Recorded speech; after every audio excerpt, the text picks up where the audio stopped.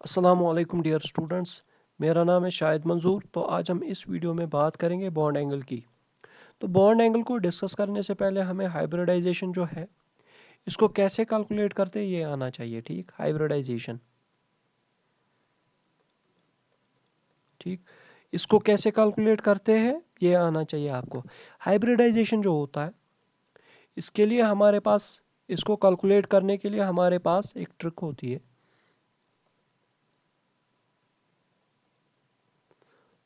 है। जिसमें हम z का वैल्यू कैलकुलेट करते हैं। ठीक, z का वैल्यू अगर सपोज 2 आ गया, z का वैल्यू अगर सपोज 3 आ गया, 4 आ गया, तब हाइब्रिडाइजेशन क्या होगी। z का वैल्यू 2 पे हाइब्रिडाइजेशन sp होती है, ऐसे ही 3 पे sp2 होती है, ठीक, ऐसे ही 4 पे sp3 हाइब्रिडाइजेशन होती है। ठीक, तो अब हम इस z को कैसे निकालें।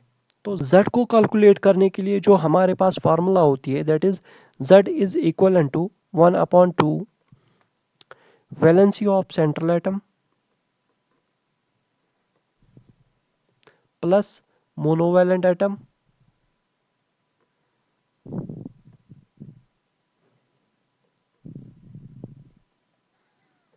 Plus negative charge of molecule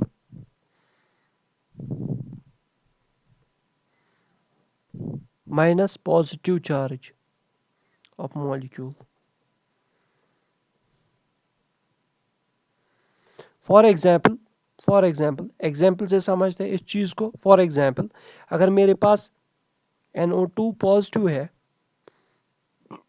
मुझे इसमें क्या करना है, n का जो z का वैल्यू है वो कैलकुलेट करना है। तो वो किसके बराबर होगा, 1/2। नाइट्रोजन की जो वैलेंसी होती है दैट इज 5। अब यहाँ पे पॉजिटिव चार्ज है, पॉजिटिव चार्ज को हमें क्या करना है, शाबाश, पॉजिटिव चार्ज को हमें सब्ट्रैक्ट करना है, 5 - 1। तो वो किसके बराबर आया, 4/2। z का वैल्यू जो है वो कितना आया, 2। अब देखिए z का वैल्यू 2 होते ही हाइब्रिडाइजेशन क्या होती है, sp। ऐसे ही आप हर एक मॉलिक्यूल की हाइब्रिडाइजेशन कैलकुलेट कर सकते हो bye calculating the value of z।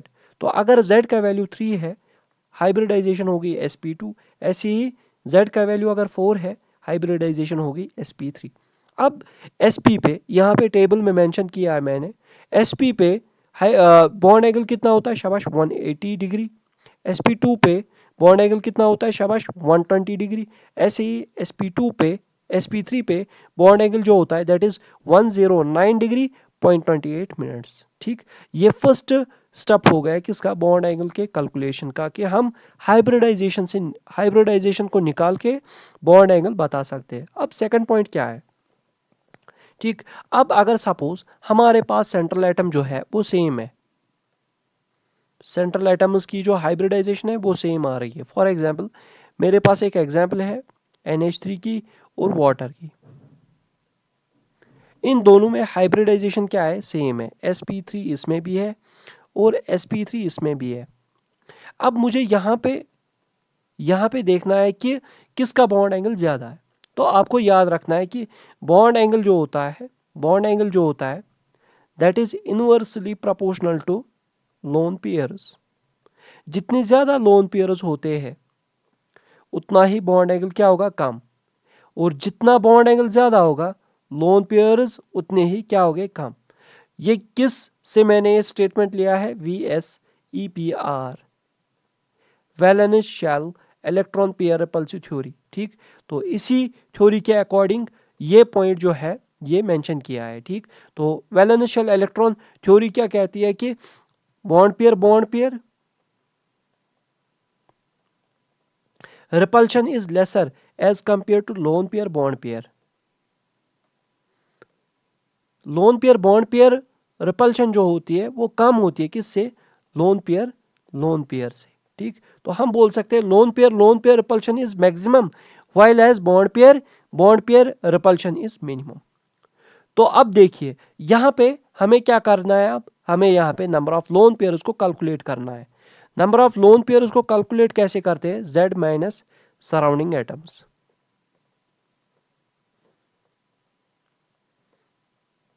Where z is the hybridisation. ठीक, तो z का वैल्यू कितना होता है sp3 पे, z का वैल्यू जो होता है दैट इज 4। तो यहाँ पे देखिए 4 माइनस, सराउंडिंग एटम्स कितने हैं यहाँ पे 3, तो 4 माइनस 3, लोन पेयर्स कितने आ गए NH3 में 1। ठीक, ऐसे ही यहाँ पे Z का वैल्यू हमें देखना है। ठीक, Z का वैल्यू किसके बराबर होगा यहाँ पे 4 माइनस यहाँ पे सराउंडिंग एटम्स कितने हैं, तो 4 माइनस 2, तो लोन पेयर्स कितने होंगे, शाबाश, यहाँ पे लोन पेयर्स क्या है 2। अब मुझे बताइए लोन पेयर्स ज्यादा है किस केस में, वाटर के केस में, तब बॉन्ड एंगल क्या होगा, शाबाश, कम होगा, तब बॉन्ड एंगल क्या होगा, कम होगा। और अमोनिया के केस में लोन पेयर जो है वो एक ही है, तो हम बोल सकते हैं अमोनिया का जो बॉन्ड एंगल है वो ज्यादा है एज कंपेयर टू वाटर। ठीक, ये हो गया सेकंड पॉइंट। ठीक, अब थर्ड पॉइंट जो है बहुत ही इंपॉर्टेंट है। अब क्या कह रहा है कि थर्ड पॉइंट ये कह रहा है कि अगर hybridisation of central atom and lone pairs are the same, अगर सेंट्रल एटम की जो हाइब्रिडाइजेशन है वो सेम आ रही है, क्या आ रही है, सेम।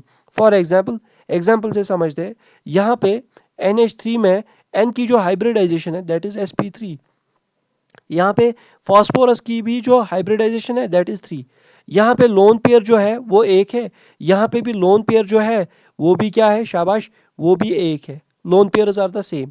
अब हम इस केस में क्या देखते हैं, पहले हम सेंट्रल एटम को देखते हैं। ठीक, सेंट्रल एटम क्या है, दोनों में डिफरेंट है, सेंट्रल एटम क्या है, दोनों में डिफरेंट है, लेकिन सराउंडिंग एटम्स क्या है, शाबाश, सराउंडिंग एटम्स सेम है।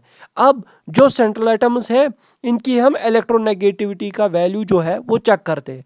Nitrogen and phosphorus are the central atoms here, so we have to compare the electronegativity का जो वैल्यू है वो हमें कंपेयर करना है यहाँ पे।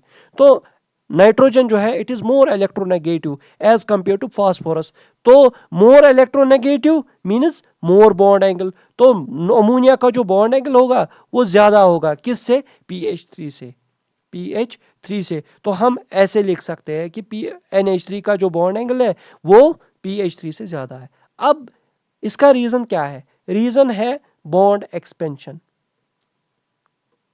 रीजन क्या है, बॉन्ड एक्सपेंशन।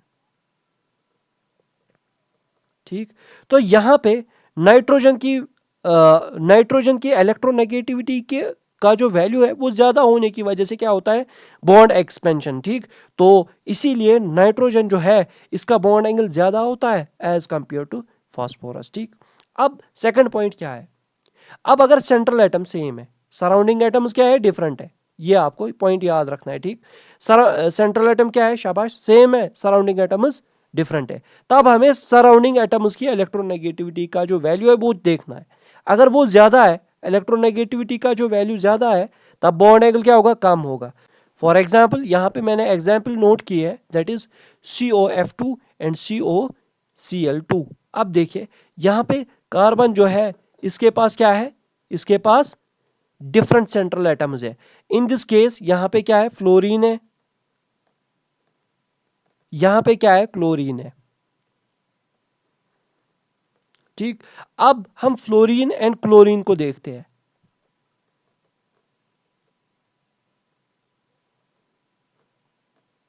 ठीक, तो मुझे बताइए फ्लोरीन एंड क्लोरीन में से सबसे ज्यादा कौन इलेक्ट्रोनेगेटिव है, दैट इज फ्लोरीन। तो फ्लोरीन क्या करेगा, इस बॉन्ड पेयर को अपनी ओर शिफ्ट करेगा। ठीक, लेकिन क्लोरीन भी इलेक्ट्रोनेगेटिव है, किससे, कार्बन से, तो ये इतना नहीं खींच पाएगा जितना कौन खींचता है, शाबाश, फ्लोरीन खींचता है।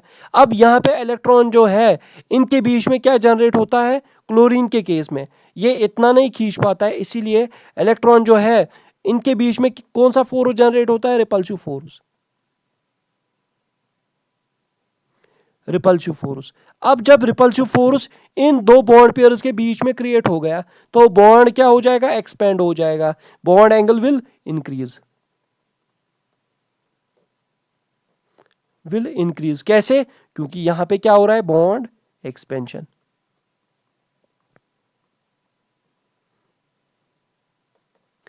यहां पे आप देखिए, यहां पे इलेक्ट्रॉन पेयर जो है वो शिफ्ट हो रहा है टुवर्ड्स द फ्लोरीन।